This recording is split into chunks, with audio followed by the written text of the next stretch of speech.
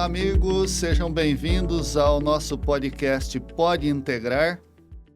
Nessa oportunidade, eu tenho a honra de contar com um amigo, colega, Paulo Afonso Romano. Seja bem-vindo, Dr. Paulo Afonso Romano, nosso amigo Paulo Romano, né? Claro. Que é engenheiro agrônomo. Eu gostaria de que você falasse quem é Paulo Afonso Romano. Obrigado, Ronaldo, mais conhecido como Trescente, né? Ô, Ronaldo, eu sou um engenheiro agrônomo que pegou uma semente lá atrás, no ambiente rural, onde eu nasci, no arraial de Morro do Ferro, que até hoje é um distrito de Oliveira, em Minas Gerais, região dos Campos das Vertentes, portanto, uma região conhecida como de solos fracos, né? Pobres. Declive, né? Acidentado. Muito acidentada, muito sujeito à erosão. Em síntese, solo lavado, como são, de modo geral, os solos de campos e cerrados. Mas a cultura rural, ela ficou entranhada na minha infância, por convivência, por exemplo, na pequena fazenda do meu avô, que era uma fazenda onde se movimentava pouca renda, pouco dinheiro. Era de manutenção e pouca coisa se vendia, porque não era uma economia monetizada, era muita troca. Perfeito. Quase nada se Quase subsistência. Um pouco mais. Do que? Porque vendia ocasionalmente, por exemplo, o creme do leite. Era o único produto processado que saía. O soro do leite ia para os suínos. Tudo coisa pequenininha, muito empírica, etc. Bom, eu vou falar então assim, para te responder, essa lembrança parte de tantas, muito marcantes, daquilo que é a vida rural, plena, completa, real. Não tinha mistura, não tinha energia elétrica, não tinha estradas, não tinha veículos automotivos, não tinha trator, não tinha nada. Então, isso veio. E mais daí, para eu cumprir um sonho, eu fui terminado o que a gente chamava o grupo escolar, os da nossa geração sabem o que é isso, que é o 4º ano do ensino fundamental, né? Eu fiquei 2 anos sem estudar porque não tinha opção de escola, definitivamente. Aquilo já era umas escolas reunidas, multisseriadas, era o máximo que tinha. Mas eu me preparei, meu pai sempre estimulava, meu pai dizia, quem não tem conhecimento, nós falava assim, quem não consegue subir na vida, era a expressão. Ou fica na roça ou estuda para poder sair daqui. E eu fui para Barbacena, onde eu ganhei régua e compasso. Foram 7 anos, era uma escola agrotécnica de Aulas Abreu, hoje é um instituto federal, mas muito interessante, ela era supervisionada, ou era parte da estrutura, indiretamente, do Ministério da Agricultura, através da SEAV, Superintendência de Ensino Agrícola e Veterinária. E eu, com 12 anos, entrei lá como menino aprendiz. Então, eu dava sequência àquela base cultural com conhecimento técnico. Informações, conhecimentos técnicos. E bem entendido. Ensino da melhor qualidade. Nós tínhamos 2 dias por semana, de 7 a 5, com a marmita indo ao campo, menino de 12 anos, fazendo aquilo que fosse compatível com a condição física. Sim. Mas capinava, colhia, ajudava a fazer silagem e aprendia coisa que na minha origem não tinha. Então, foi o gosto de dizer o seguinte: preciso de aprender, tem mais que aprender. Então, aquilo aguçava o interesse e a curiosidade. O curso tinha uma base excepcional na linha de física, química, matemática, já no curso técnico, que eu fiquei 7 anos lá, e dali foi um pulo para ir para Viçosa, sem cursinho, sem nada. E a gente, então, teve a oportunidade, fiz agronomia. Naquela época, era ainda a Universidade Estadual de Minas Gerais, Universidade Rural, perdão, URENG, Estado de Minas Gerais, que veio logo em seguida a ser federalizada, o UFV, uma universidade de primeiro nível entre as ciências universidades agrárias, né? Hoje diversificou, mas naquela época sempre foi excelência, né? Ainda é, mas naquela época, sim. Então,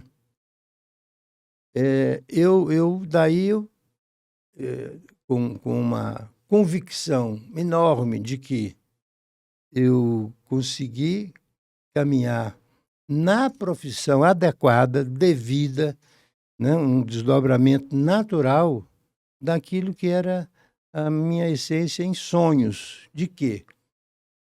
Isso é importante. Desde criança, eu tinha a perspectiva de que o que eu adquiria me gerava um sentimento de gratidão, e por esse sentimento de gratidão, eu entendia que, sendo um profissional, portanto, com um ferramental de conhecimento, eu deveria continuar com a base da cultura familiar, comunitária, família de 15 irmãos. Então, a vida comunitária era muito intensa. E em Viçosa foi, em Barbacena foi. Eu só fiz adensar, digamos, esse sentimento de gratidão e trabalhei a vida inteira como gestor público, né?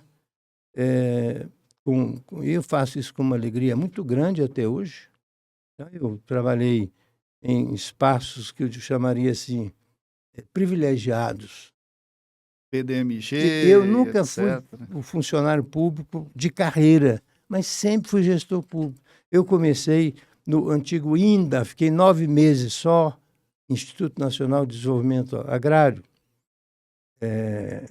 que não me satisfez. Eu fiquei 9 meses, saí, e aí BDMG, eu fui o primeiro engenheiro agrônomo do banco, que, curiosamente, o banco foi criado a partir de um projeto de lei que era Banco de Desenvolvimento Rural do Estado de Minas Gerais. E, quando foi para a sanção do governador Magalhães Pinto, ele vetou o rural e ficou Banco de Desenvolvimento de Minas Gerais. Claro, uma perspectiva política muito mais ampla, etc. Perfeito. Mas o banco ficou 5 anos, foi criado em 62, 5 anos sem trabalhar na área rural. Em 67, quando eu entrei, eu entrei para começar a dar uma contribuição, tinha algo específico. Eu criei o Departamento de Crédito Rural, inovou de maneira muito importante, né? Tanto que, quando o nosso saudoso, querido líder Alisson Paulo Neri foi para a Secretaria da Agricultura de Minas Gerais, saindo da condição de vida acadêmica, de gestor público também, como diretor da antiga ESAV, Escola Superior de Agricultura, ESAL, perdão, De Lavras. de Lavras, e que logo em seguida ele mesmo conseguiu a federalização, passou a ser a UFLA também, que orgulha a nós, brasileiros, não só mineiros. A gente, Banco de Desenvolvimento e UFLA, vamos chamar agora a UFLA, já tinha relacionamento. E daí foi uma ponte para o Alisson me convidar para trabalhar na Secretaria da Agricultura como secretário adjunto. Foi uma coisa muito importante porque nós ampliamos, quer dizer, nós as instituições BDMG, de onde eu saí, para ir para a secretaria, e a secretaria, portanto, o governo do Estado, porque a secretaria não era uma coisa assim singular, isolada, Sim. era um sistema, ele chamava de SOAPA. Hoje a gente fala SEAPA, Secretaria da Agricultura. Ele, Paulo Nelly, fazia questão e a gente chamava de SOAPA, Sistema Operacional de Agricultura, Pecuária e Abastecimento. Então, dava o tom, a força da importância da gestão integrada. Então, ali você tinha CAMIG, SEASA, Já tinha a CAR CASENG, implantada? a CAR. A CAR, desculpa. No caso a de Minas, a CAR Minas Gerais já existia uma base fundamental que veio a que é ser... a base da Emater. que foi só uma transformação. Na época ele criou... E eu participei intimamente porque eu era o equivalente a secretário adjunto, mas na época chamava-se Assessoria de Planejamento e Coordenação. Não tinha secretaria, depois foi transformado. Não tinha secretaria adjunta, depois foi transformada. Mas nessa perspectiva de planejamento e coordenação, era a retaguarda para a veia política, administrativa e gerencial dele ir para frente. Para fazer acontecer. A equipe era sempre, as equipes que trabalharam com ele sempre tiveram todo o estímulo, todo o apoio e muita liberdade. E, claro, uma enorme responsabilidade, a gente ultrapassava os nossos próprios limites. Por isso, a gente pôde contribuir para um resultado que foi muito reconhecido digamos assim, nacionalmente. Perfeito. E aí nós falávamos, só para voltar um pouquinho, dessa questão de integração. A secretaria em si era muito pobre. Aí que a força da coordenação para estimular a produção via outras entidades, uma Rural Minas, que cuidava de toda a questão fundiária, questão de infraestrutura, foi de uma importância enorme naquela época. Lembrem-os, por favor, os nossos ouvintes, que estou falando do ano de 1971 a 77, perdão, 71 a 74, no caso da Secretaria da Agricultura. Né? Mas essa integração ela levou o Paulo Nelly a dizer o seguinte: não dá para criar na área científica ou de pesquisa uma entidade aqui dentro da Secretaria. Governo de Estado, recursos escassos, você não prepara um pesquisador, você não nomeia um pesquisador, você prepara um pesquisador. Exato. E aí leva tempo e tal. E ele, então, buscou competências institucionais e científicas em Minas Gerais, instalados que até hoje são também excelência.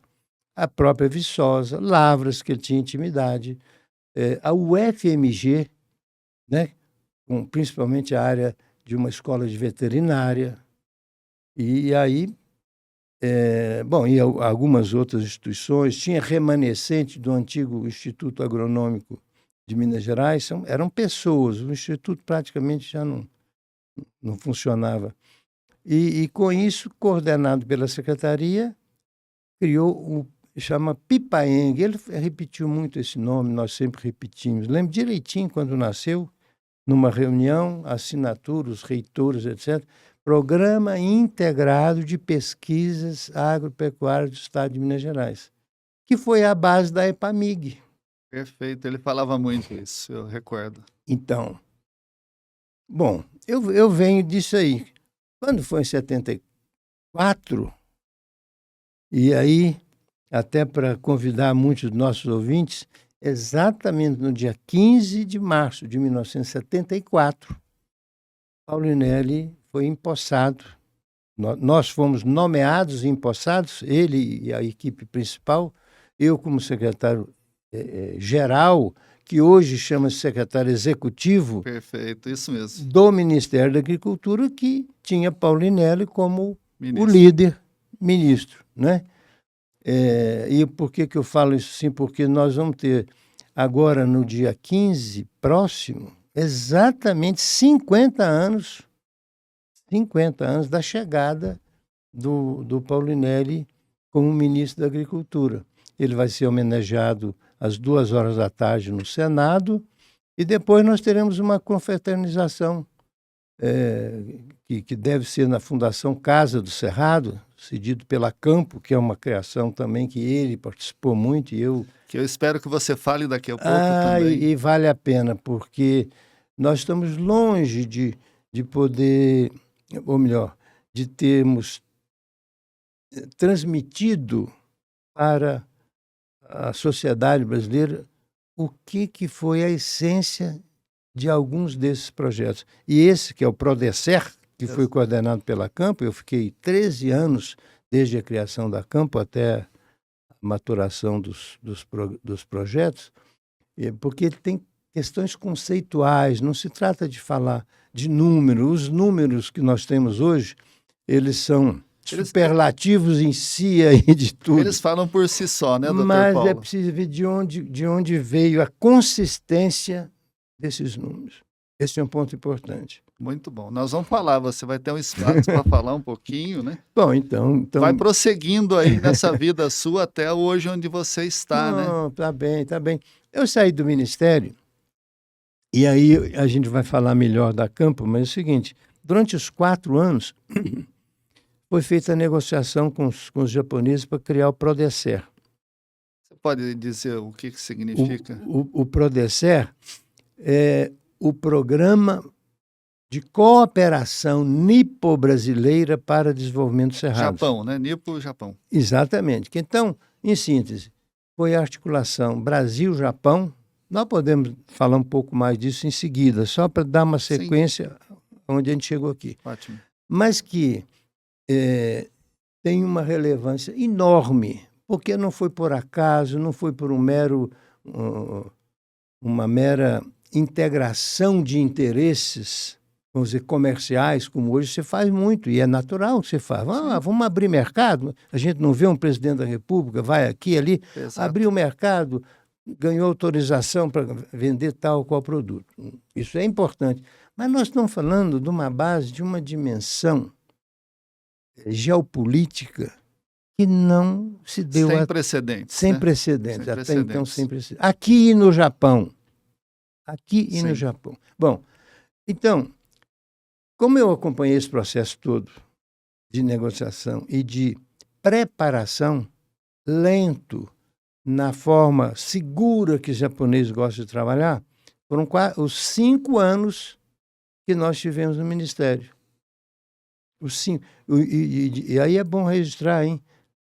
Consta que nenhum ministro ficou um mandato pleno, completo, de 5 anos no Ministério da Agricultura. Até aquele momento tinha-se a média de 1 ministro por ano.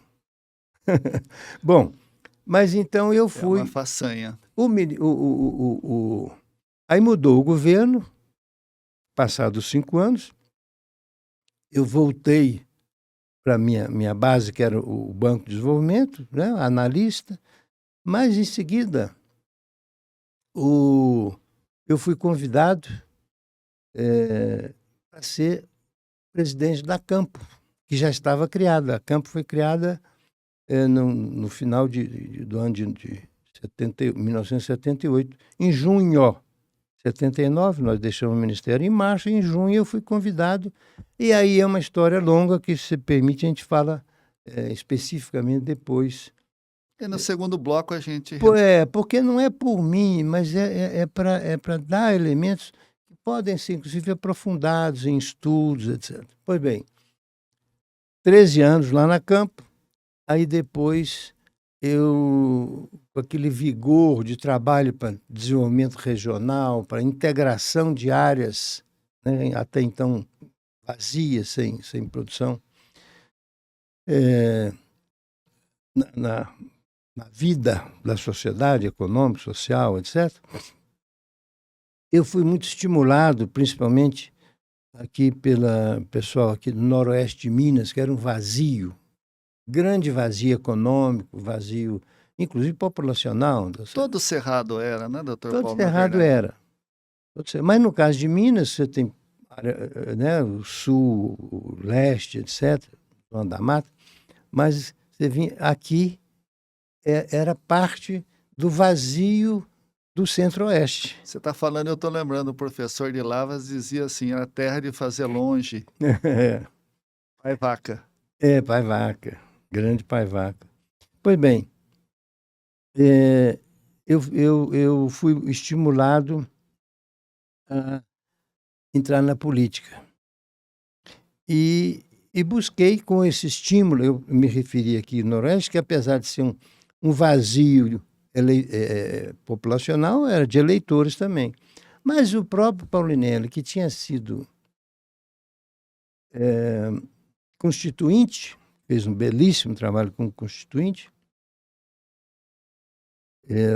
o marco dele, até vou registrar isso aqui, eu sei que a gente sempre teve intimidade, trabalhamos, independente de estar trabalhando junto. Sim. Né? Mas ele contava a dificuldade, pedia opinião. E uma delas, na Constituinte, que ele não fez isso sozinho, foi de valorizar a economia de mercado, a propriedade privada, que foi ameaçada na Constituinte. Não fossem posições firmes, né?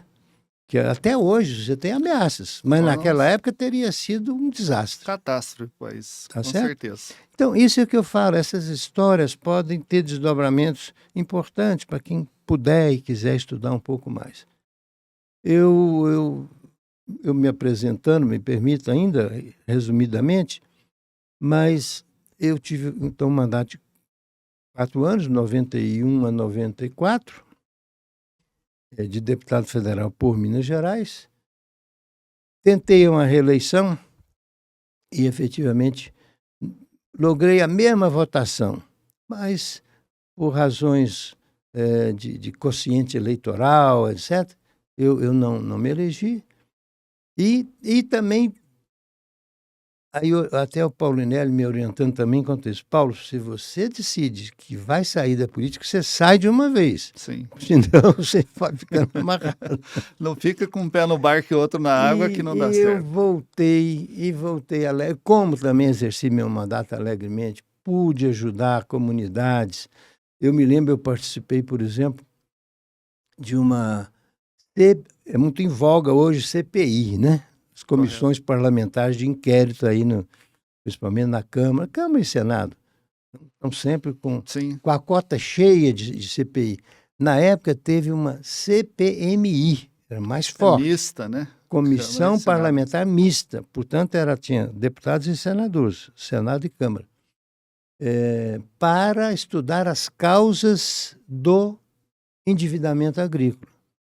O senador, o relator era um amigo, companheiro nosso, senador Jonas Pinheiro, lá do Mato Grosso, que evoluiu para a política como técnico da Emater, presidente da Emater, coordenador do Polo Centro em Mato Grosso, e se fez deputado e depois senador. Uma grande pessoa, faleceu novo, Jonas Pinheiro. Pois bem, eu estou dizendo assim, trabalho enorme. Por quê? Porque foi aquele longo, ou um daqueles longos momentos da hiperinflação brasileira, e que os agricultores animados iam banco, essa agricultura que pioneiramente, né, naquela época já não era tão... Era a história do plante que o João garante? É parte. Não, tinha todas as razões para estimular, estavam aí. Mas essa que você fala é de governo. Perfeito. Portanto, com força. Mas é aquela história. Garante em termos. Claro. Sim. E aí eu vou dizer uma coisa importantíssima, que vale um debate. E aí eu faço aqui, não só ao Paulo Nelly, faço uma homenagem também a Roberto Rodrigues, um outro grande líder, ex-ministro, o maior líder cooperativista. Vai estar aqui com a daqui. gente no próximo episódio. Pois, excelente. Vale a pena explorar com ele. A maior deficiência estrutural, conceitual, política, estratégica da nossa fantástica agricultura, respeitada, forte, etc., é a falta de seguro rural para garantir. Uma coisa é o discurso, garante, que o João garante, que era o presidente da República, o João Figueiredo, mas não tem mecanismo até hoje dessa garantia. E como pode uma força da economia brasileira tão estruturada, tão importante para a sociedade, tão importante para o crescimento, né, para a construção desse futuro maior, falando de sustentabilidade, de paz, etc., sem um sistema de seguro rural. Aí tem recurso, briga, fica aí não vão entrar em detalhe, fica no insuficiente, não vou falar número. Então... E no fim isso custa mais para a sociedade que tem que bancar, né? Claro. O tesouro. Claro, é direto, porque não tem outra alternativa, tanto que vai uma CPMI e veja as causas. Aí deficiências no crédito rural, às vezes excessos dos bancos, né? Sim. Excesso de garantia, porque vê que a atividade é vulnerável, pega mais garantia, e aí, de repente, o sujeito que tinha uma perspectiva de fazer a nova vida dele, por exemplo, pequeno produtor, crescer, vendeu alguma coisa, investiu ali, fica sem nada. Fica descoberto. Bom, então, claro, tudo foi muito bem estudado e isso gerou aqueles programas de securitização, quer dizer, o que não fez antes com seguro pagou depois. Perfeito. Tá certo? E pagou muito mais caro. E com muito mais sofrimento. Você interrompeu processos, você destruiu... Êxodo rural, né? Gente que saiu do campo, foi para a cidade. Vai. Não, você destruiu esperança. Perfeito. Destruir a esperança é uma maldade, uma perversidade, uma crueldade absurda. E uma política inadequada, essa do seguro rural até hoje, ela continua acontecendo. Eu não sou pessimista, mas nós, muito breve, vamos ter notícias sobre isso. As questões climáticas, como está aí, certo?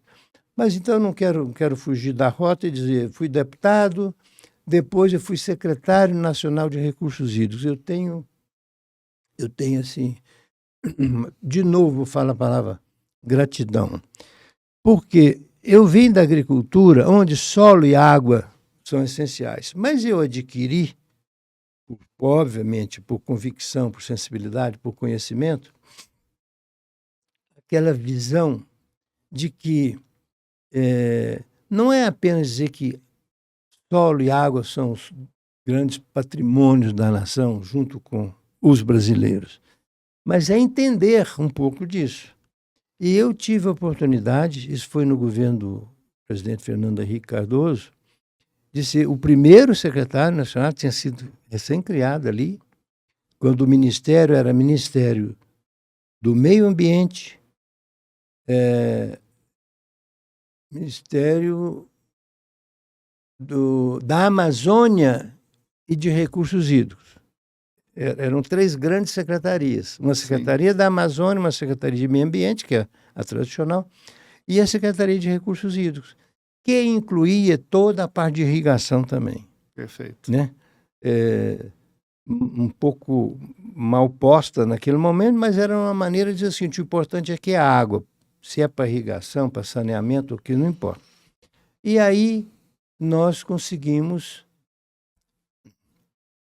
evoluir e em janeiro de 1977 foi promulgada a lei a gente chama a Lei das Águas, a lei que cria a política e institui o Sistema Nacional de Recursos Hídricos. O Brasil, naquele momento e até hoje, tem uma das melhores leis relacionadas com recursos hídricos, numa visão ampla, integrada. Não é aquela lei de comando e controle, é uma lei mais conceitual, um pouco mais programática, tem fundamentos, tem objetivos e tal. E, sobretudo, ela dá aquela condição básica de que, na gestão de água, né, você tem que é um bem comum. Olha bem como é que o conceito cruza bem. A água é um bem comum. A água não é de domínio privado, diferente do solo, que pode ser na Constituição brasileira. Ela é de domínio dos Estados federados ou da União, né? Não cabe discutir detalhe aqui agora. Mas ela tem múltiplos usos, tem múltiplos usuários em sequência. Alguém usa a água aqui, se ela está em corrente, vai, né? Ou mesmo subterrânea, quando a gente não está vendo. Sim. Então, exige um processo permanente de negociação, de compreensão, e aí eu entro em alguma coisa que permeia toda a minha vida, e hoje mais forte ainda, que é a necessidade de aprofundar conhecimento. Como que você vai entrar numa negociação complexa sem ter conhecimento, né, das circunstâncias que envolvem isso aí? Não é a negociação de quem é mais forte, não. É para onde caminha a razoabilidade, aonde que é o direito privado adquirido por outorga, portanto, direito de uso, ou a função, vamos dizer assim, social, ambiental, etc. Bom, eu saí da Secretaria de Recursos Hídricos, voltei para Minas, fui secretário adjunto. Secretaria da Agricultura, né? Voltei para a Secretaria da Agricultura, fui secretário adjunto no segundo governo Aécio e no governo Anastasia. Também tem um orgulho muito grande, eram pessoas, ou são pessoas merecedoras de muito, muito respeito. E governo, assim, do tipo moderno. Perfeito. Aberto, consultivo. E então, dei aquilo que eu pude como contribuição. Aí depois voltei aqui fiquei como consultor algum tempo, pouco tempo, e voltei aqui para ficar com meus... Aí eu Paulo Romano não profissional, né? Pessoa, né? Alegria muito grande com a minha esposa sempre me acompanhava, mas os filhos já criados aqui. Então, aqui você diz em Brasília, né? Aqui em Brasília, perfeito. Porque eu percebo que eu morei entre Brasília e Belo Horizonte, períodos bem definidos, com funções bem definidas. E sempre mudei em função do trabalho. Na última vez, eu vim para Brasília, 2014, parece, eu, aposentado, disse, não vou, agora eu vou ficar. Já tinha 7 filhos, 3 filhos, 7 netos. E eu e minha esposa, a gente gosta de morar em Brasília, assim como Minas e Belo Horizonte seja também uma cidade boa de morar. Mas aqui a gente tinha vida organizada. Agora vou me aposentar. E acaba... é chamado novamente para contribuir com a sociedade. Fui trabalhar como assessor no Serviço Geológico do Brasil. Uma casa de ciência também. Lá com seus 245 mestres, 150 doutores, é a linha de geociências. Que é um patrimônio do país. É, né? A linha de geociências, né? Foi voltada inicialmente mais para a questão de mineração, de descobertas, de estudos para... Enfim, não vamos entrar em detalhe, mas mais para mineração, mas transformada em serviço geológico, ou adquirindo a capacidade de ser um serviço geológico em 1994, expandiu muito. E, de novo, trabalha com água, trabalha com... agora, a gente está inserido no Pronasolos, Serviço Geológico, e eu sou diretor, e está na minha área, eu sou diretor da área de infraestrutura geocientífica. São laboratórios, é área de TI.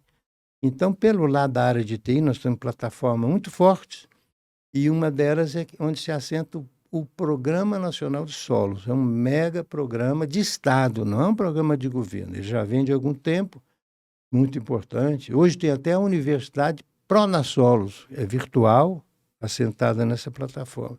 Vem agora o Plano Nacional de Fertilizantes. Eu também tenho possibilidade de ter um protagonismo fazendo ponte entre geologia, né, e agronomia, mais do que isso, entre geologia e biologia.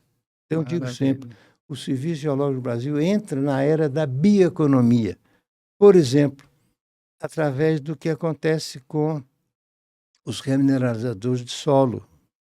Remineralizador do solo, que é o tradicional pó de brita e tal, mas isso aí é fonte de grandes mudanças, de criação de solos. Uma linguagem mais usada até no meio geológico, os neossolos. Perfeito. É algo assim muito... É uma inovação muito grande, né? Nós vamos fazer uma pausazinha para dar uma respirada e a gente retoma continuando esse assunto, porque é uma inovação. Remineralizadores de solo é uma solução regional que está ajudando o produtor a baixar custo e manter a produtividade que você está falando, né? Com essa nova descoberta da biologia. A gente faz uma pausa e retoma. Lembrando que esse trabalho tem o apoio da Gefoscal, que é um fertilizante com mais nutrientes. A gente dá uma pausa e volta rapidinho. Até já, pessoal. Você sabia que a chave para colheitas abundantes está no cuidado nutricional das plantas? Com décadas de experiência e um compromisso inabalável com a agricultura brasileira, estamos aqui para apoiar você, produtor. Com um projeto de expansão contínua, realizamos mais que um salto em números, um salto em nossa capacidade de contribuir de maneira substancial para a agricultura nacional. E é nesse espírito de parceria e dedicação que apresentamos nosso produto, o fertilizante Gefoscal. Eficiência máxima no aproveitamento de nutrientes com distribuição uniforme e fonte de silício. Nosso compromisso é transformar potencial em prosperidade. Escolha Gefoscal e impulsione suas colheitas. Olá, amigos, estamos retornando à nossa conversa com o Dr. Paulo Romano e a gente vem falando aqui do desenvolvimento agrícola, econômico e social do Brasil, especialmente do Cerrado. Dr. Paulo, eu gostaria que você abordasse sobre esses programas de assentamento, né, que ocorreram, que deram todo o suporte para a colonização do Brasil, a ocupação do Cerrado, o Brasil que era um importador de alimentos e hoje está se transformando no celeiro mundial. Como que ocorreu o programa de assentamento dirigido do Alto Paranaíba, né, o PADAP, o PRODECER, o Polo Centro, por gentileza? Ronaldo, esse é um conjunto de episódios, se quiser falar de história no longo prazo. É uma vida no de longo história. Prazo, eu digo, eles serão um dia registrados, talvez assim como episódios históricos. Mas são processos, né? São processos. E a história eu considero assim muito profunda. E eu tive a felicidade de poder trabalhar na raiz desses processos. Eu vou voltar um pouco à experiência de Minas Gerais. E não há como, quando você fala PADAP, Alto Paranaíba, é no estado de Minas Gerais. Perfeito. Onde nasce... A região de São Gotardo, por ali, né? Exatamente, onde nasce o Rio Paranaíba, são nascentes. Aliás, é bem por ali que você tem, inclusive, divisor de águas entre o Paranaíba e o São Francisco. É muito interessante. Pois bem, mas eu volto um pouquinho quando a gente fala da experiência de trabalhar com Paulinelli, que esteve à frente como o grande líder desses processos todos, e a gente, por justiça, deve falar isso aí, mas é um fato interessante. Eu mencionei, na minha trajetória, e o encontro com Paulinelli, o BDMG. E aí tem uma coisa muito interessante. Banco de Desenvolvimento de Minas Gerais. Ele era um banco inovador, não era um banco comercial. Tendo uma garantia, emprestava dinheiro. Ele começou a gerar o conceito, eu participei disso, estava lá como recém-contratado engenheiro agrônomo, e no seu departamento de crédito rural, de que não tinha sentido você financiar itens isolados porque o produtor achava que precisava ter um projeto, uma visão de projeto integrado. Então o banco criou o PCI, Programa de Crédito Integrado. E isso soou assim como música no ouvido do Paulinelli, que tinha a mesma ideia. A gente é preciso de ver a expressão de uma propriedade e fazer o projeto para a propriedade. Se vai fazer para ela... Como um todo, né? Como uma um visão todo. Holística. Exatamente. Então, o banco financiou, antes da chegada do Paulinelli, para alguns pioneiros, alguns assim produtores que estavam dispostos, né, tinham propensão a risco, inovadores, como se fala, né? Inovadores. Lembro direitinho, né? Em Tuiutaba, eu lembro até o nome, o Luiz Marquês, era um produtor comum ali. Não, mas vai financiar, eu vou plantar algodão, plantar soja, algodão, no caso dele. Então, mas aí vai comprar máquina, etc., buscar tecnologia. Aí sim, o banco já trabalhava com a Emater, eu coordenava, inclusive, esse convênio, Banco e Emater, e já trabalhava, obviamente, com fruticultura no sul de Minas, etc. Tem um programa de renovação de cafeicultura, que foi uma coisa assim espetacular. Aí ainda, nesse exato momento, não tinha questão do cerrado. O cerrado veio com Paulinelli. Então, aí que é interessante. Mas a experiência de métodos ou metodologias já vinham sendo construídas nessa perspectiva de visão integrada. Quando o Paulinelli chega, ele chega com uma visão muito mais ampla e mais arrojada de trabalhar na perspectiva do cerrado vazio, sem nada. Veja bem, quando nós falamos anteriormente, nós estamos trabalhando com um produtor que já era disposto a assumir risco e inovar. Sim. Grande empreendedor. E o grande marco, eu vou voltar ao nome, né? Programa de Assentamento Dirigido, depois no caso do Prodecer, que a gente vai falar à frente, já chamava Programa de Colonização. Isso não importa. Isso não importa. Importa o conceito de organização de produtores que tivesse alguma experiência, não precisava de ser, ou melhor, e que não deveria ser, isso é importantíssimo, e que não deveria ser proprietário de terra. Sim. Então você tinha uma perspectiva de ocupação, uma perspectiva de reforma agrária. Quem quer empreender? Para quem quer empreender e é do ramo. Pode ser um filho de produtor. Pode ser um técnico. Pode ser um arrendatário, pode ser um técnico. Nós começamos isso aí no PADAP. Esse nome é bom ficar bem gravado, que a base é São Gotardo, Rio Paranaíba, principalmente. Para você ter uma ideia, isso evoluiu tanto que a Universidade Federal de Viçosa tem um campus avançado em Rio Paranaíba. Bom, mas vamos lá. Mas tem um fator diferencial que eu acho que nós precisamos, e você, com a sua força de comunicação, os seus programas, que é a organização dos produtores. E digo mais, em cooperativas, pode ser associação também, certamente pode, sim, Mas em cooperativa, porque a cooperativa tem uma institucionalidade bem definida, desde o histórico do nascimento das cooperativas, elas vêm, tanto que hoje cooperativa é banco. Exato. E banco é a instituição, digamos assim, que tem que ter mais segurança. Se me permite, doutor Paulo, a próxima live minha, que vai ser realizada dia 13 desse mês, em março, no canal do YouTube, Cooperativismo de Crédito, com a Cocamar, no Paraná, e a cooperativa Sicredi Dex, que é o braço que nasceu da Cocamar.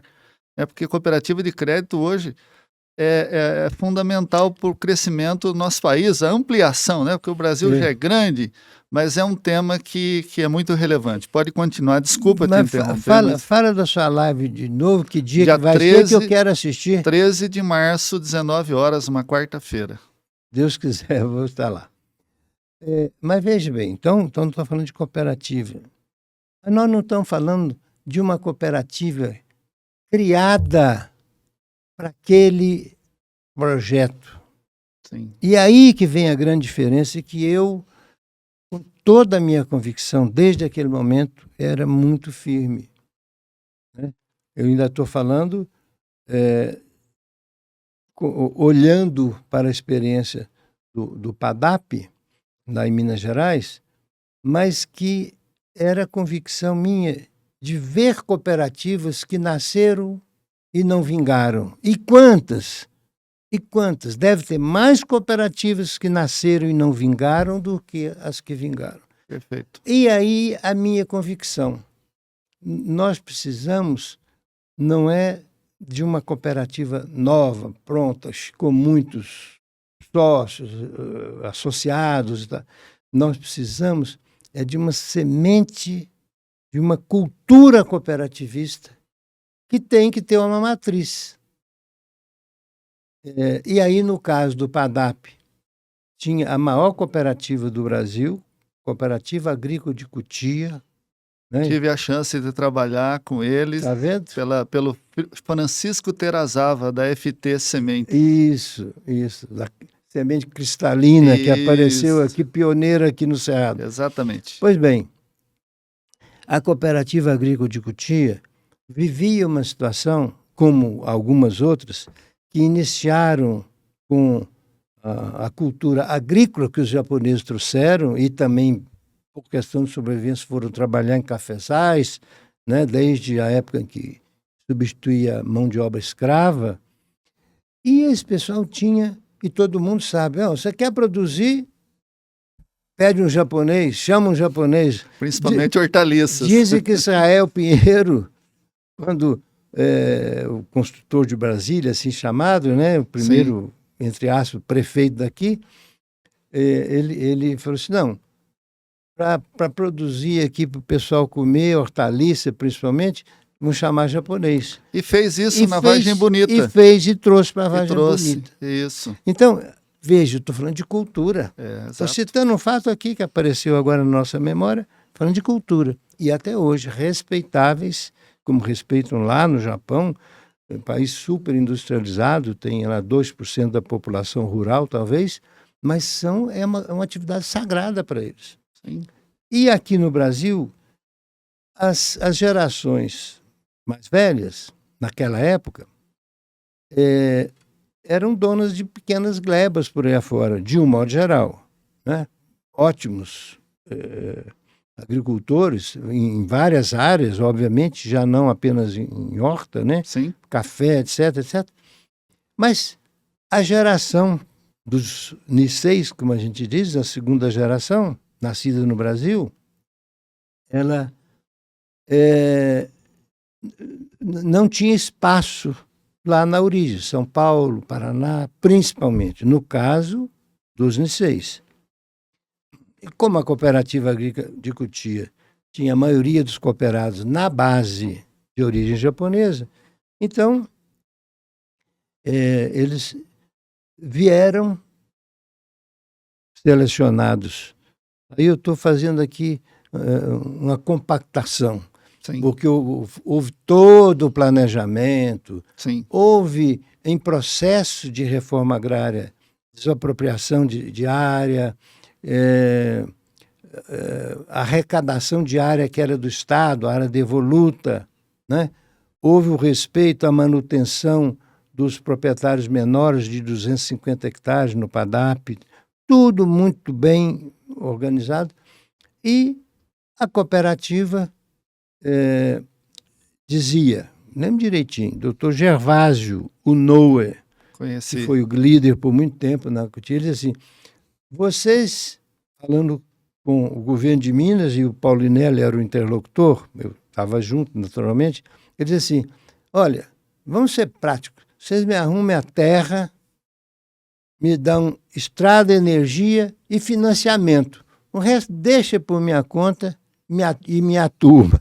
Minha turma eram os produtores. Então vieram os produtores, alguns de lá, locais, foram incorporados. Sim. Alguns que não eram niceis vieram, a cooperativa também, e numa área em torno de 61 mil hectares, tudo reserva florestal, tudo separado, Sim. etc. Foi montado um projeto, basicamente o BDMG financiando e a Emater como o agente técnico, digamos, o agente financeiro, perspectiva de um projeto integrado, né? Sim. Financiamento de todas as necessidades. E naquilo que a gente já mencionou no bloco anterior, a Secretaria da Agricultura, na perspectiva de um sistema operacional integrado, você tinha a Rural Minas cuidando de estrada, tinha uma estação experimental que a cooperativa de Cotia tinha alguma experiência, mas já naquele momento, junto com a EPAMIG, né? Bom, e assim, vamos lá. A cooperativa, naquela função básica, mas essencial, de, dentro do planejamento, adquirir os insumos, repassar para os produtores, e armazenar, coletar, comercializar também. Exatamente, coletar a produção. Grãos, principalmente, né? E uma coisa muito importante, na perspectiva de integrado, a gente já pensava o seguinte, soja era uma coisa muito nova, Sim. muito nova, era pioneirismo. Não, nós vamos plantar milho no primeiro ano no Cerrado, normalmente não se planta. Não Sim. se plantava, nem financiava, mesmo que Sim. o cara quisesse. Bom, mas, assim, mas é preciso de um cultivo permanente. Aí entrou café em primeiro lugar, Certo. que já era um pouco conhecido. E a geada tinha espantado o pessoal do Sul também, né? Também ainda tinha isso. A geada negra no Isso, Paraná, 75, eu passei por ela. Eliminou muitos cafezais. Assim, e alguma fruta. E eles, de origem japonesa, tinham uma experiência enorme em fruticultura, o hortifruti granjeiro. Então você vai ver hoje no PADAP, aí agora eu dou um salto. Sim. Do conceitual. A visão integrada, desde a operação de crédito, né? Máquina, infraestrutura, casa, ou seja, a condição toda para o empreendedor, certo. Né? Ele está chegando num ambiente que, se não era hostil, era difícil, era novo. Desafiador, no mínimo. Do ponto de vista cultural, para alguns, era hostil. Sim. Nós vamos ver, na perspectiva da nossa conversa aí, fatos assim muito mais fortes, né? Interessante de ser levada ao conhecimento dos nossos ouvintes. Mas, então, essa visão integrada, ela cruzava de todas as maneiras possíveis, seja no crédito, seja na perspectiva da produção diversificada, né? Sim. Então, hoje você tem lá no PADAP, provavelmente, numa área daquele tamanho, a maior diversificação agrícola do país. Repito, numa área daquela pequena, que Sim. pega pedaço de dois municípios. Você tem... Por quê? Porque a visão, né? A Sim. cultura era para aquilo. É. Você tem produção de abacate, um núcleo de produção de abacate, importantíssimo ali. Você tem trigo, grão, você tem tudo. Você Sim. tem horte. HF, né, Maior que a gente chama produtor hoje. de cenoura do Brasil ali hoje. Sim. E com a melhor organização do ponto de vista desde o plantio até a comercialização. A tecnologia, né, mais avançada, compacta. Até você está falando integração, mas a integração de atividades, agricultura, pecuária, HF, etc. Né? Veja bem, quando eu falo todo cruzamento possível, a integração na perspectiva, olha que coisa importante. Eu vou buscar aqui falar com os nossos ouvintes de uma maneira assim muito, vamos dizer assim, convicta de que nós temos exemplos e temos caminhos para ocupar esses espaços daquilo que é considerado novo e necessário no mundo, que é economia circular.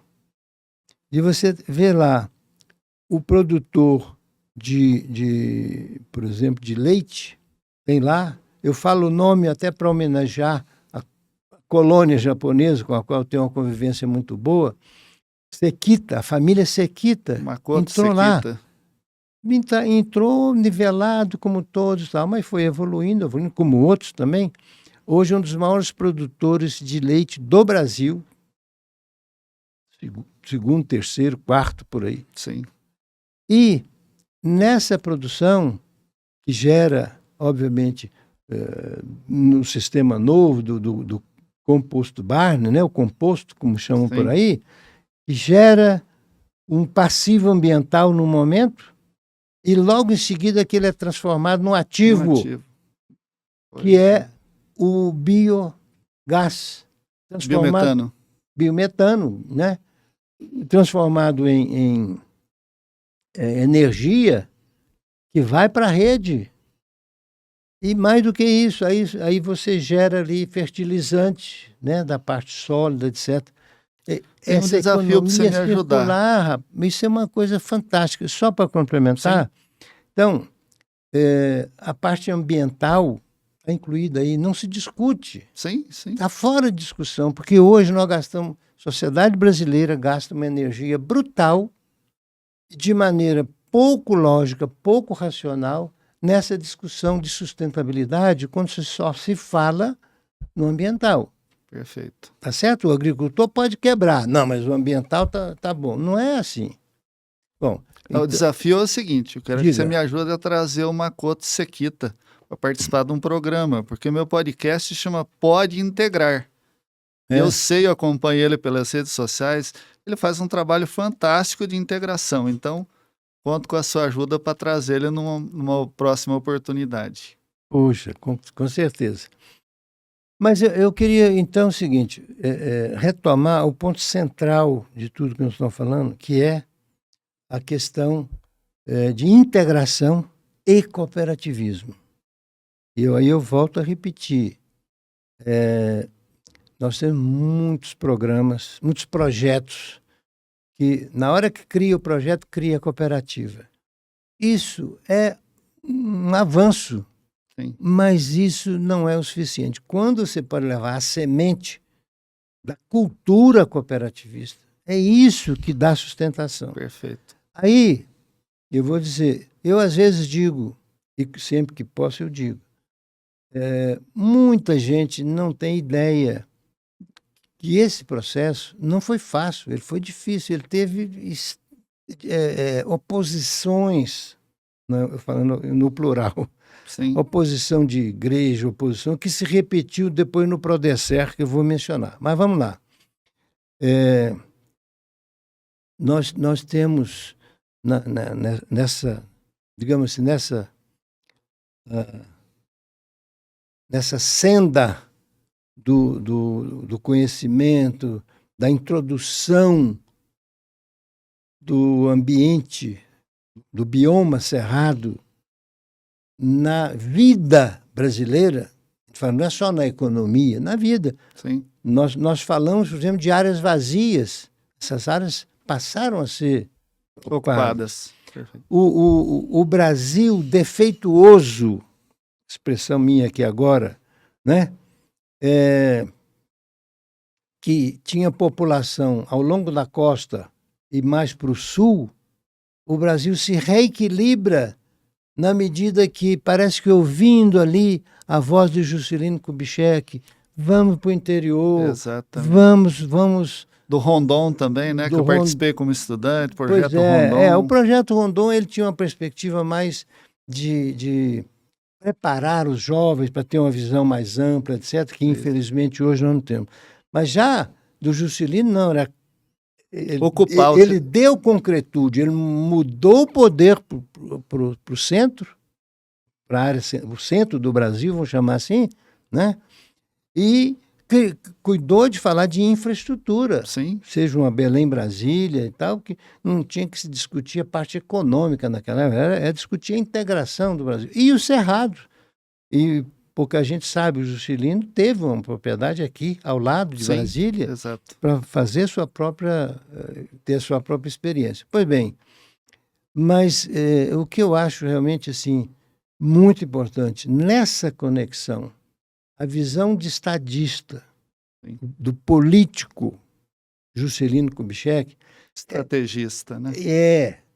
Estrategista, estadista, antes de mais nada, essa visão, né, completa, sim, humana, geográfica e tudo mais, ela teve um desdobramento com a visão de Paulinelli de incorporar economicamente, resolvendo problemas sociais ao tirar a pressão sobre a terra que tinha outras regiões e dar oportunidade para pessoas que estavam dispostas a trabalhar. Você falou do Prodecer? Quando você está falando isso, já um... Aí eu expando e digo o seguinte, vamos registrar, não é, né, absolutamente nada fora de propósito.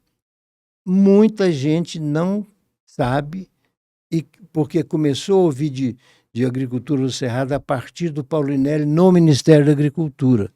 Mas a agricultura do Cerrado, como nós vemos hoje, nasceu em Minas Gerais. A semente, para mim, foi o PADAP. Perfeito. E aí vem, tanto que vem o Prodecer, Programa de Cooperação Nipo-Brasileira para Desenvolvimento do Cerrado.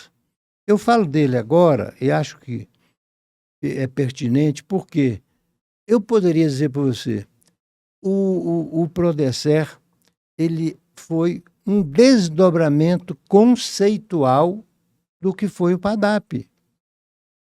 Perfeito. Cooperativa pré-existente, e vou dizer até para fazer uma homenagem ao Japão e aos japoneses, principalmente à colônia japonesa, que liderou muito esse processo, né, a partir lá da Cotia, a Cooperativa Agrícola Sul Brasil, que trabalhou no PADAP também. Exato. É importante falar. Não foi só. Que era uma cooperativa da colônia japonesa. Que próximo de Paracatu, eu lembro que tinha uma unidade... Não, mas a semente dela veio do Paraná. Exato. Então, nós tivemos experiência. Bom, veja, o que é importante. Então, o conceito do Prodecer foi um desdobramento do PADAP. Mas esse, por exemplo, de cooperativa, ele é essencialmente o mesmo. O que foi o Prodecer? Foi inicialmente, e com cuidado dos japoneses, disseram que nós vamos fazer primeiro um projeto piloto, porque nós queríamos começar com um projeto de 500 mil hectares. Era a proposta nossa. Eu, secretário executivo do Ministério da Agricultura, com Paulinelli, não, vamos fazer. E os japoneses, não, vamos fazer primeiro um projeto, chamado projeto piloto. Hoje é chamado Prodecer 1, porque tem as fases 2, 3. Sim. E fizemos em Minas Gerais. O que os japoneses queriam mais alargamento da experiência e da confiança naquilo que tinha sido um projeto que era o PADAP. Aí nós fizemos em Paracatu, Iraí de Minas, inicialmente, e Coromandel. Três áreas. E aí é importante dizer, nós, vamos dizer, por demanda natural, a Cotia se expandiu com um núcleo em Paracatu, um núcleo Mundo Novo, mas para Iraí de Minas, nós fomos buscar em Encantado, Rio Grande do Sul, Cooperativa de Suinocultores de Encantado, o nome Cosuel. E eu me lembro muito bem, eu fui lá, lembro no dia que a gente foi visitar, claro, tudo marcado, para dizer para eles que tinham um projeto dessa natureza, se eles queriam participar. Mostrar a oportunidade. E lá, cooperativa de pequenos produtores, muito bem organizada. Eles industrializam o produto, é integrado, né? Sai de lá o produto, eu lembro até a marca, não sei hoje se ainda tem o produto, Dália. E era uma assembleia que tinham alguns milhares de produtores, foi um dia muito bonito, e fomos discutir com a diretoria e o conselho consultivo, o conselho, perdão, sim, da cooperativa. Eles ficavam, e a gente levava fotos, né? Levavam, era vazio, levava assim, o que era o projeto, o conceito. Um lote em torno de 250 a 300 hectares, você tirar 20% de reserva legal, reserva legal, ficava 200 e poucos aí de área efetivamente agricultável, né? Os técnicos chamavam de SAU, superfície de área útil. Graças a Deus tem boa memória para isso aí. Mas a gente mostrava a comunidade que tinha pré-existente mais próxima, o financiamento, em síntese, a característica toda. Era um financiamento integrado que ia da terra, por isso que eu falo na característica de reforma agrária. A infraestrutura comunitária na cooperativa. Agora, a cooperativa, esse é o ponto central. A cooperativa, ela assumia a responsabilidade e os produtores, eles se obrigavam a ser associados, porque tinha 1/3 dos produtores, a gente recolhia ou escolhia entre produtores mineiros, no caso. Né? Quando foi Goiás, do estado de origem. Para quê? Para integrar, para não ficar um gueto ali. Perfeito. Pois bem, veio o Aichê, né? Daí o Aichê, lá em Minas. Olha, e tinha uma coisa muito importante. A responsabilidade, tinha paternalismo nenhum. Esse é um ponto importante. A responsabilidade era integralmente da cooperativa, no que fosse coletivo, e de cada produtor. Ele assinava, ele tinha que ter 10% de recurso próprio, que era pouco, mas tinha. Para quê? Para dizer o seguinte, eu tenho algum risco nisso. Sim. Ou o pai passava para o filho, ou vinha algum outro associado, era uma quantidade pequena. O resto tudo financiado. Casa e toda a parte agrícola. Todo esse zelo aí talvez tenha sido, né, um dos fatores principais de ter dado certo, né? Eu não tenho dúvida nenhuma, mas mais do que zelo, deixa eu usar uma outra expressão, que era a emancipação, usando a expressão de reforma agrária, de projeto de assentamento, antecipada. Você é o responsável a partir de agora que você assinou. 100%. Sim. Mas, em compensação, todos os bônus são seus. Todos os ganhos são seus. Aí, eu me lembro, um pai de um produtor falou lá, Paulo, mas isso é impressionante. Você fez aqui a reforma agrária que deve ser a reforma agrária de mercado, a reforma agrária capitalista. tem que ser assim. A pessoa tem que ser responsável, não tem que ficar... Tem assistência técnica, né? E ele pagava por ela embutida no crédito. Sim. Como paga isoladamente. Só que ali ele tinha essa reforma, essa assistência da Emater. Os técnicos da Emater, naquilo que não era coloquial para eles, a universidade treinava. Então, essa parte de conhecimento não dá para brincar. E o Prodecer foi o sucesso que foi, né? Pois é, e eu vou dizer, então, algumas das expressões que eu falava lá, que é a agricultura no Cerrado, ela tem que nascer moderna, senão não é viável. Sim. Né? E o dono do projeto é o produtor organizado em cooperativa.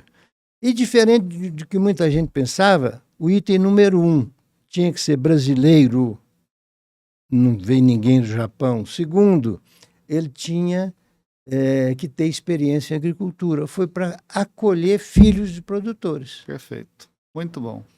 Excelente. A gente vai fazer mais um intervalinho para tomar uma água, respirar. Lembrando que esse trabalho conta com o apoio da Gefoscal, que é um fertilizante com mais nutrientes. A gente volta já já. Você sabia que a chave para colheitas abundantes está no cuidado nutricional das plantas? Com décadas de experiência e um compromisso inabalável com a agricultura brasileira, estamos aqui para apoiar você, produtor. Com um projeto de expansão contínua, realizamos mais que um salto em números, um salto em nossa capacidade de contribuir de maneira substancial para a agricultura nacional. E é nesse espírito de parceria e dedicação que apresentamos nosso produto, o fertilizante Gefoscal. Eficiência máxima no aproveitamento de nutrientes com distribuição uniforme e fonte de silício. Nosso compromisso é transformar potencial em prosperidade. Escolha Gefoscal e impulsione suas colheitas. Bom, pessoal, nós estamos retornando ao nosso terceiro bloco desse episódio, onde a gente tem a honra de contar aqui com o colega Dr. Paulo Romano, que vinha comentando sobre o Prodecer, no meu entendimento, uma maravilha de projeto de colonização que tem uma contribuição muito grande para transformar o Brasil de importador de alimentos em exportador. Dr. Paulo, eu gostaria que você continuasse falando dessa dimensão, dessa contribuição, né, como esse processo ocorreu, do associativismo, do cooperativismo, de estar no DNA das pessoas, do produtor, essa visão coletiva, que é muito importante para o nosso país. Bom, eu vou tentar compactar um pouco, porque é tanta coisa, tanta experiência. Mas nessa compactação eu vou voltar um pouco lá em Minas Gerais. Uma coisa muito interessante que tem a ver com o Prodecer na sua fase institucional de negociação aqui, no tempo que Paulinelli estava no Ministério da Agricultura e eu na Secretaria, hoje chamamos Secretaria Executiva, né, do Ministério. Mas são fatos muito, muito interessantes. Já naquela época, Paulinelli, secretário da Agricultura, em 1971, Japão às voltas com problema de segurança alimentar, tendo dinheiro para comprar. Mas o Japão tinha como principal fornecedor, sempre historicamente, eram os Estados Unidos. Pelo lado de serem aliados incondicionais, mas porque os Estados Unidos eram o único país, como país isoladamente, com grande capacidade de produção e exportação. Mas de clima temperado, né? Sim, de clima temperado, assim como a Europa, né? Que também, França, Alemanha principalmente, ou seja, mas não eram tradicionais exportadores do Japão. Em 1968 teve crise de climática, né? Que estamos sujeitos a qualquer tempo. Sim. E houve insegurança alimentar, entre aspas, né? Mas assim, houve redução da oferta de trigo para o Japão, Guerra Fria, Estados Unidos e Rússia, Estados Unidos fez alguma oferta para a Rússia, sabe-se disso, que era uma maneira de dizer, eu sou mais poderoso, né? Sim. Bom, mas veja bem, e fora disso, o Japão já tinha procurado alguma experiência através de suas grandes empresas, tradings, conhecidas, alguma experiência na África, mas A por própria razões... agência de cooperação, né? Sim, JICA. sempre. A JICA, como nós chamamos aqui em português, JICA se fala também, né, no inglês, ela que coordenava sempre isso aí. Mas no caso lá da África, chegou a ter início de investimento para produzir através das grandes empresas japonesas, e via que não dava. Perfeito. E uma coisa que para mim é uma riqueza muito grande, tanto para o Brasil como para o Japão, é essa excepcional convivência, entrosamento, eu diria assim, vivência conjunta, né? Perfeito. Que seria o mesmo conviver, mas uma vivência de uma aceitação incrível, né? E então, nunca é demais falar, o Brasil é o país que tem mais japoneses oriundos do que...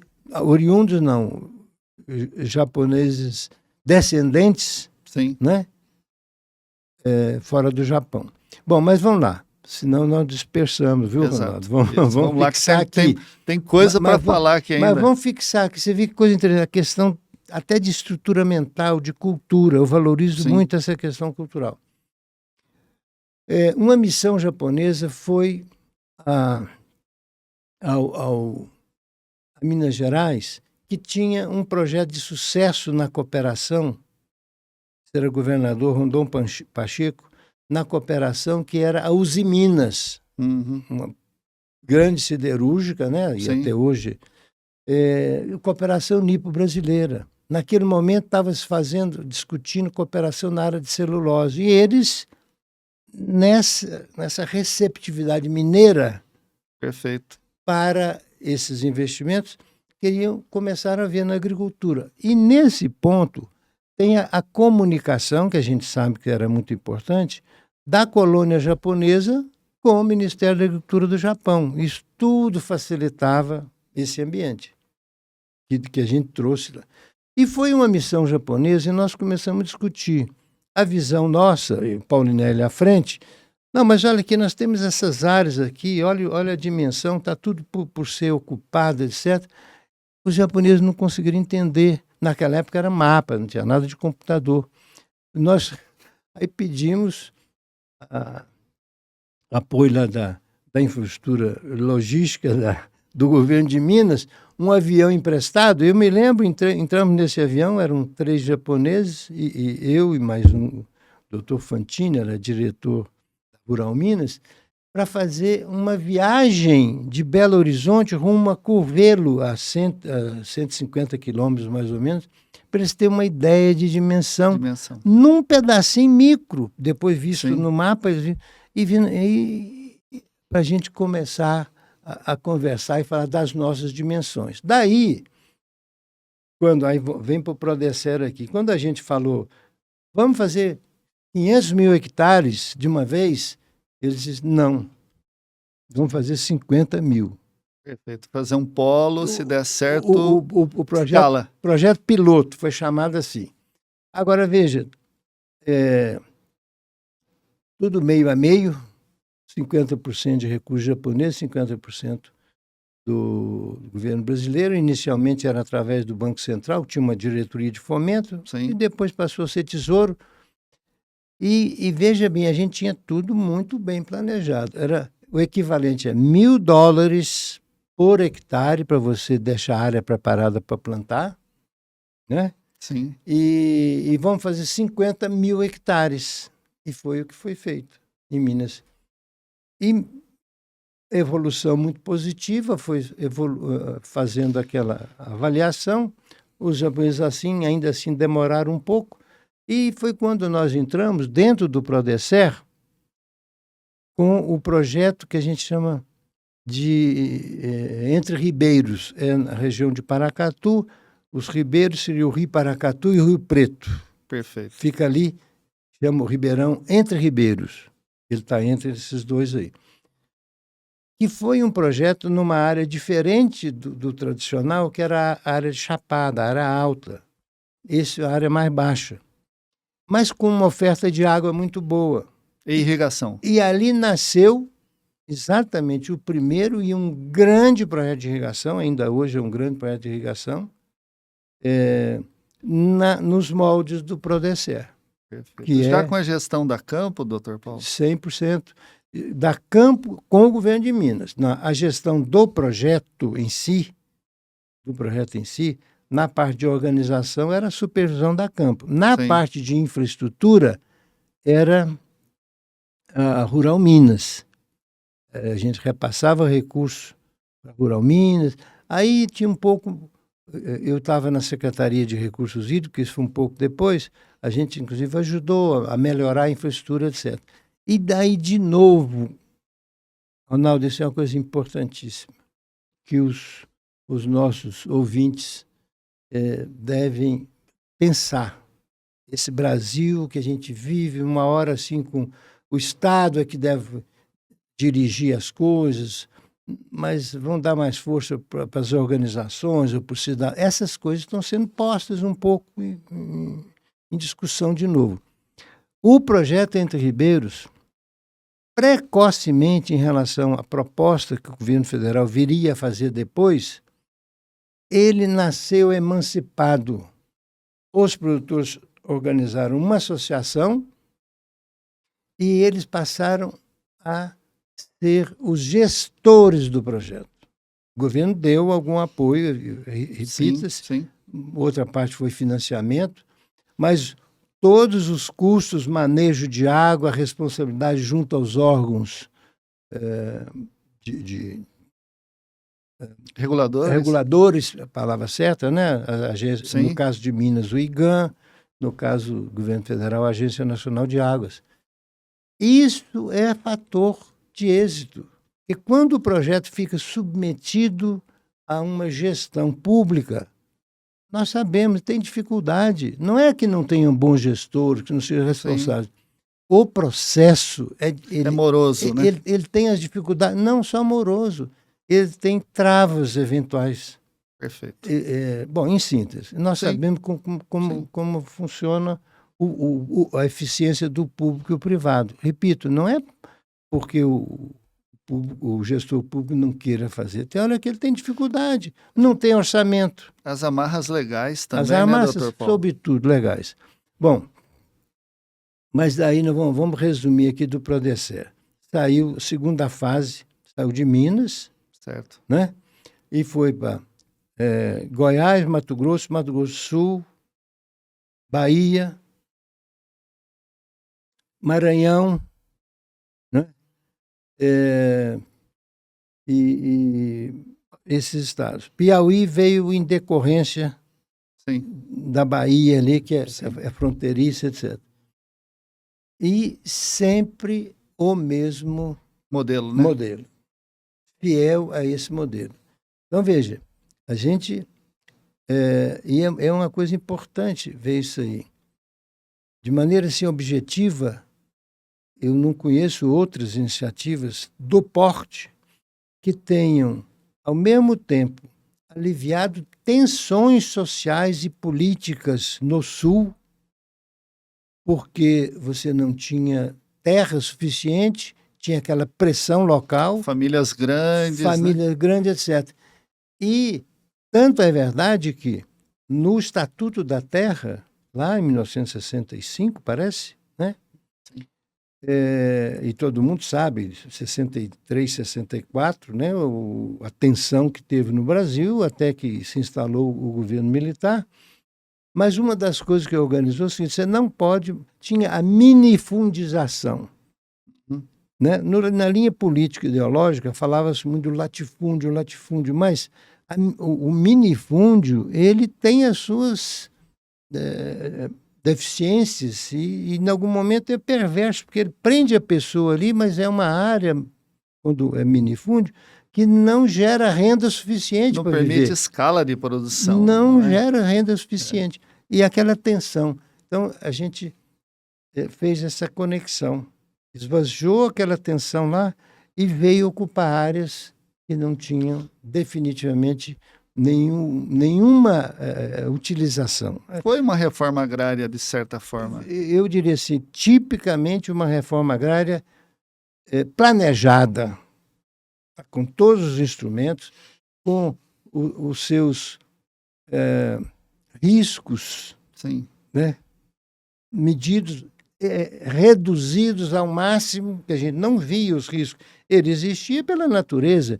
Sim. Existia, por exemplo, você supria alguma falta de informação técnica segura por experiências das pessoas e por arrojo, por ousadia. Sim. A saga dos que vieram do Sul nessa condição, sem conhecer nada aqui, é mais ou menos aquilo que se repetiu quando os pais, os avós deles, vieram sobretudo os gaúchos, dos descendentes italianos, alemães e outros, vieram dos países, pegavam um navio e não sabia para onde ia. Exatamente. No máximo que ia para a América.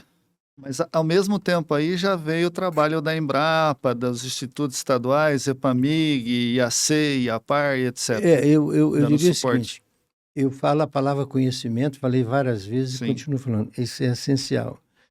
E foi chegando a seu tempo. Lembrando que a Embrapa, ela foi criada em 73, né? 62, 73, mas começou a ser implantada com o Paulinelli em 74. E no primeiro momento você não tinha força de trabalho, as pessoas foram treinar. Foram treinar, não, melhor dizer, foram buscar conhecimento científico, isso é uma coisa importante, conceitual também. Foram buscar conhecimentos científicos fora do Brasil, ou algumas poucas universidades no Brasil para fazer um mestrado, uma coisa assim. Uma coisa não, um treinamento dessa natureza, para depois gerar tecnologia aqui. Tropicalizar. Então, era muito ainda elementar. O Prodecert tinha muito pouco. As pessoas estavam voltando, mas tinham nomes que já tinham alguma experiência. Mas, assim, você não tinha ainda o que nós chamamos hoje sistemas de produção. Perfeito. Você tinha tecnologia isolada aqui e ali. E é uma coisa que continua assim. O trabalho, claro, a Embrapa, ela veio e passou a ser a segurança que não se tinha. Aí que eu falo, tinha o arrojo, a determinação, a ousadia do empreendedorismo desses produtores e cooperativas, que não era só para ganhar dinheiro, era para fazer nova vida. E com isso vieram fazer nova vida e fizeram novas comunidades. Cidades que surgiram, né, doutor Paulo? Olha, você vai ver a transformação de Paracatu, que era uma cidade bicentenária. Quando o Prodecert começou lá, tinha 2 técnicos de nível superior. 2. Um da Emater e um do Instituto Estadual de Floresta, na área de agricultura. Sim. Hoje, faculdade, polo de universidade. Você tem o maior polo produtor de semente de milho do Brasil. Certo? Área irrigada expressiva. Porque tem área irrigada, vê a competência das grandes empresas que se instalam na área de produção de semente. O clima, porque o cerrado que era conhecido como as áreas do vão, as áreas baixas, onde estão os cursos d'água, e as áreas de chapada, onde estavam as largas, né? Aqui em Goiás, na região, nós estamos em Brasília, né? Ainda falam... Planalto. Aqui na região ali dos sertões de Guimarães Rosa, né? Nas largas. Sim. Não tinha cerca, não tinha nada. Então, hoje, não, você tem microclimas estudados. Então, daí para a produção de sementes, isso é fundamental, para a produção de produto A, B ou C. É uma coisa fantástica, o conhecimento que foi sendo gerado. E aí o sistema de pesquisa, que a Embrapa, logo que ela começou a ser implantada, já foi numa característica de um Sistema Nacional de Pesquisa Agropecuárias, e ela coordenando. E isso foi fantástico. Perfeito. Daí que vieram depois consórcio de café, consórcio de pesquisa de café, coisa linda, que mais ou menos remete ao nosso antigo Pipaengue, lá em Minas Gerais. Sim. Bom, o Prodesser deixa um legado, eu podia dizer o seguinte, não, forma, né, porque isso não para. Exato. Cidades novas, eu cito muitos, falei de Paracatu, que é uma cidade colonial, do tempo colonial. Do Império, né, de Dom Pedro. Exatamente, mas com toques de modernidade do que há de melhor no mundo do ponto de vista do agro. Pois bem, você pega Lucas do Rio Verde e ao lado de Lucas tem Itapurá, que não era nada, e hoje é um dos polos integrados de produção de suíno, é um projeto menor. Mas Lucas do Rio Verde eram uns traçados, tinha um projeto do INCRA ali próximo. Hoje é uma cidade que tem uma qualidade de vida IDH lá em cima. Primeiro lugar. Você tem, dentro de escolas, você tem pistas para treinamento para Olimpíada, sei lá, de natação, coisa do tipo. Ou seja, primeiro mundo num lugar que era difícil acesso. Se me permite, eu vou lembrar de mais uma. Luiz Eduardo Magalhães. Luiz Eduardo Magalhães, gente... Era um posto com um hotel que eu fiquei lá e nada mais. Era o Posto Mimoso e tinha um outro lugar que chamava Roda d'Água. Não chegava a ser uma comunidade. A estrada precária que tinha, que era feita pelo Exército, daqui para lá, né, que hoje é a BR-020, hoje tem, por exemplo, junto com Mato Grosso, a produção mais moderna de algodão do mundo. E de melhor qualidade. De melhor qualidade, com rastreabilidade, com tudo que há de exigência do ponto de vista de sustentabilidade. Hoje, modernamente, chama ESG, no inglês, ESG, que é a tradução para uma sustentabilidade mais... vamos dizer, uma medição, uma aferição de sustentabilidade mais acurada, né? Que trata da gestão, que trata do econômico, que trata do social e do Doutor Paulo, ambiental. Eu queria que o senhor me falasse um pouquinho da sua expertise, né? Toda a contribuição para a agricultura irrigada e a segurança alimentar. Ronaldo, eu acho que a gente pode resumir alguma coisa aí. Primeiro é o seguinte, agricultura irrigada, no começo a gente tinha a perspectiva de que ainda era aquela coisa empírica, que era substituir a chuva, era molhar, dar água à planta. E com a evolução da visão gerencial, da visão da gestão do recurso água, a visão econômico, social, ambiental, essa é uma complexidade enorme. Então, assim como a gente falava do Prodesser e o Entre Ribeiros, né, que ganhou essa dimensão, né, o Prodesser com seus quase 500 mil hectares, investimento total da ordem de 500 milhões de dólares. Na agricultura irrigada, é uma coisa impressionante. O Brasil cresce hoje a 400 mil hectares por ano. Semana passada teve a reunião da Nova Posse. ABID. Isso. Associação Brasileira, te vi lá, Ronaldo. Irrigação e Drenagem. Estivemos lá. ABID, Associação Brasileira de Irrigação e Drenagem. Há 50 anos.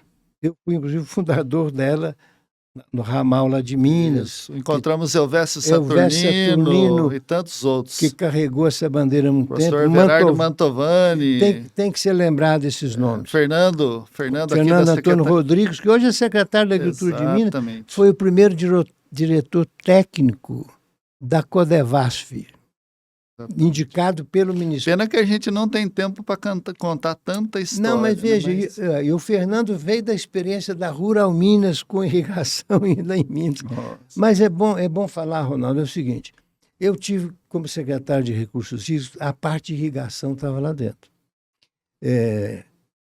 era Ministério do Meio Ambiente, logo no governo seguinte separou e foi para outras áreas. Não foi para a agricultura, para onde deveria ter ido, na minha opinião, mas não importa, foi para desenvolvimento rural, etc.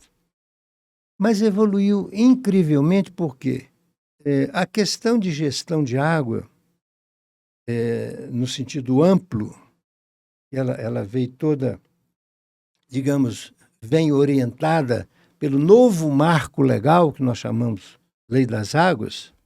Eu trabalhei como deputado discutindo o projeto de Lei das Águas, que estava, na época, 1991, ficou quase 10 anos sendo discutido.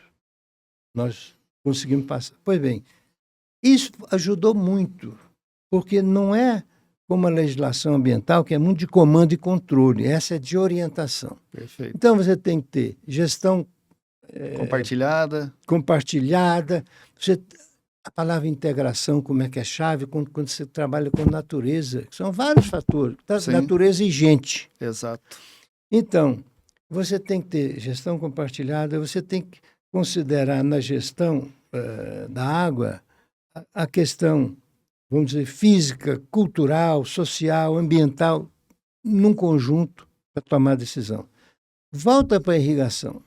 Eu vou citar um aspecto assim, da evolução que o Brasil teve nisso aí. O professor Everardo e mais outros de Viçosa trabalhavam num projeto na Secretaria de Recursos Hídricos com consultores. E a gente propôs que nós precisamos de orientar o produtor ou os gestores de projetos de irrigação para usar adequadamente a água. Não é só molhar. Claro, todo mundo buscava. Então, foi criado um projeto, pesquisa chamada SISDA, Sistema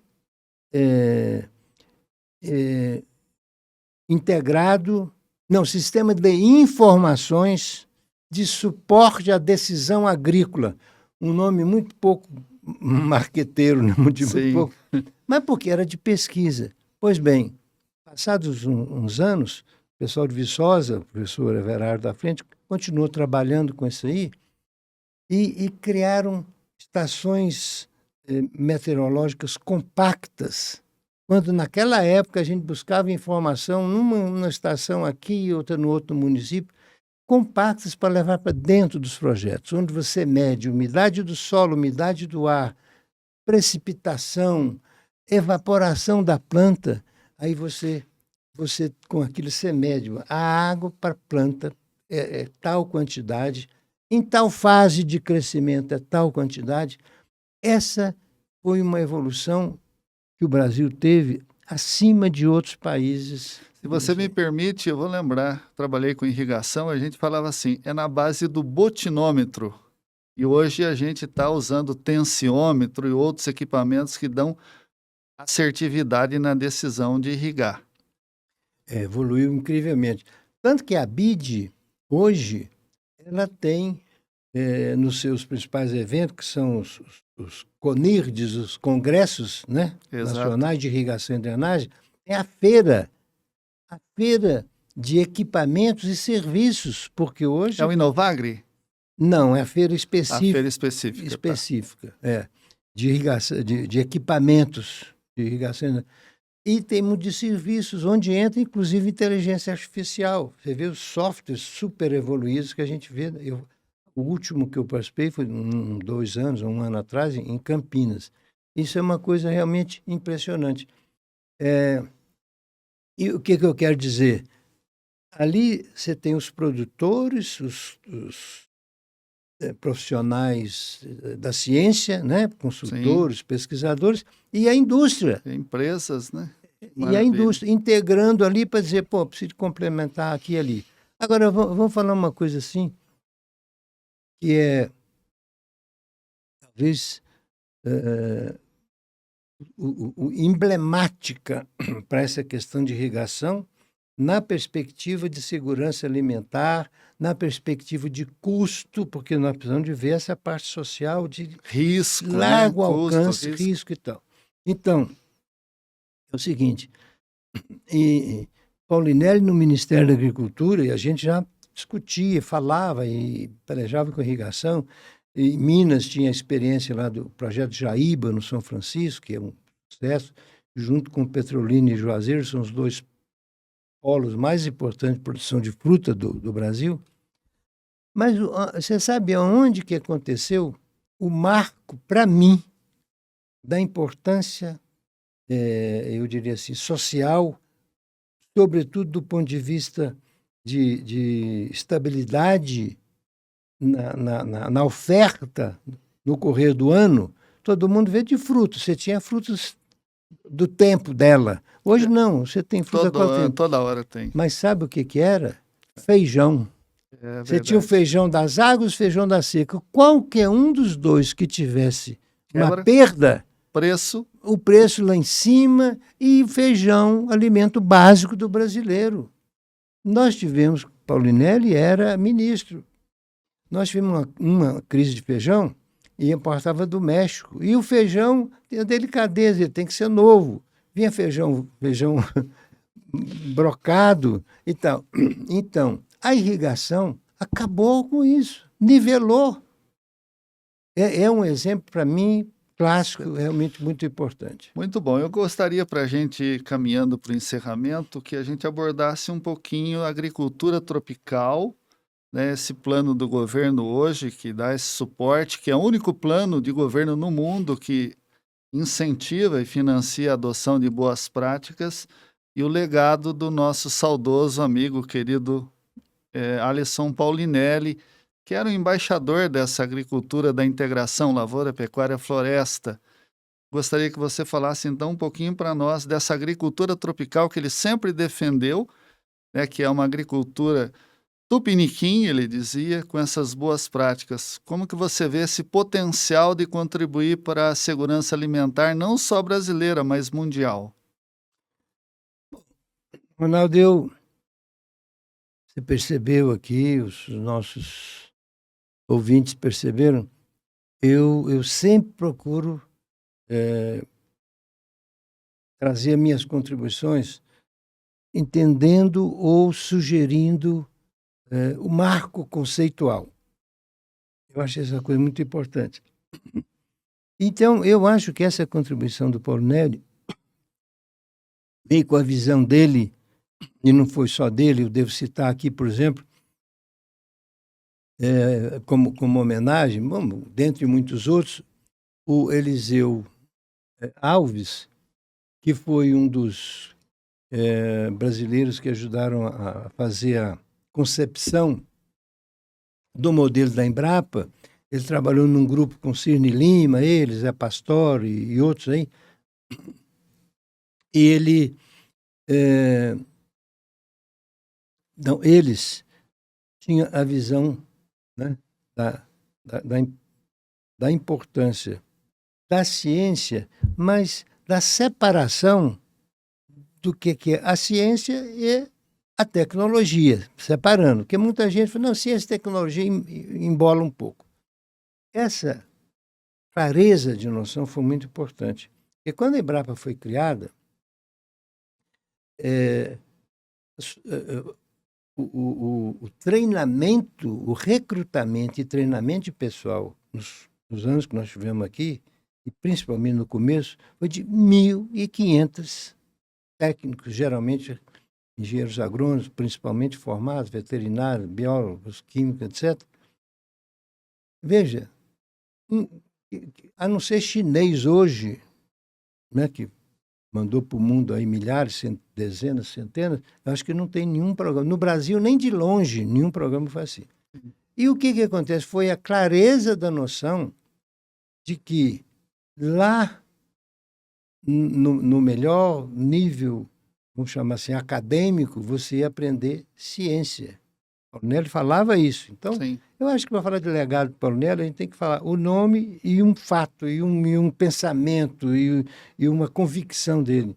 Quer dizer, lá vocês vão aprender ciência, e aqui vocês vão gerar tecnologia. Então, porque a ciência ela tem a neutralidade, ela se aplica de maneira mais universal. A tecnologia, ela caminha... É adaptada, é local. Para condições locais. Exatamente. E esse é o ponto, digamos, fulcral né? O ponto inicial, inclusive, disso que nós vamos falar agora. Então, naquela época, a gente falava de agricultura moderna, falava de pacote tecnológico, que era uma expressão usada, inclusive, nos Estados Unidos, né? Foi onde nós tivemos maior influência. E a gente foi evoluindo, uma tecnologia aqui, outra ali, outra acolá. Até que nós passamos para a versão de sistemas de produção, que ainda estão longe de entender tudo, mas você já começa a entender. Por exemplo, o Brasil, eu acho que no mundo tropical, que tem uma exuberância enorme dos seus eventos naturais, né, em algum momento intempéries, inclusive, que é o seguinte, é entender a biota do solo. A gente fala do solo do ponto de vista químico. Eu tenho que... Tá pouco fértil, mas e da biota? Nós estamos começando a entender. E nessa perspectiva entra a agricultura tropical sustentável. Eu coloco esse elemento como muito forte, que nós estamos em andamento com ele, que é a integração, primeiro, lavoura-pecuária, né? Que vem lá de baixo, plantio direto incluído, né? Certo, plantio direto na palha. Lá embaixo, os clubes de amigos da terra, vamos homenagear o nosso amigo John Landers. Associação de plantio Associação direto de no plantio Cerrado. direto no Cerrado, que eu ajudei muito quando estava na Secretaria de Agricultura. O Elvésio Saturnino, Secretaria de Recursos Hídricos, perdão, eu ajudei muito. Elvésio Saturnino e John Landers foram muito importantes nesse processo aí. Que hoje não fala mais de Cerrado, fala em geral. Sim. E que, eu diria... a compreensão disso aí, ela está em andamento, mas ela é de tal maneira já consistente, já forte, que nós podemos dizer, nós já temos conhecimento suficiente para dizer o mundo tropical tem o seu caminho seguro para produzir alimentos, para segurança alimentar. Né? No caso do Brasil, faço um parênteses aqui, nós estávamos em insegurança alimentar no começo da década de 70. Importávamos 30% dos alimentos que eram consumidos aqui. Hoje nem se fala o que exporta, né? Primeiro produtor, primeiro exportador de muita coisa aí. Nessa área de proteína animal, uma coisa fantástica. E aí vem a integração de novo, integração lavoura-pecuária, mas essa integração ela se faz até no invisível ali, das bactérias, etc.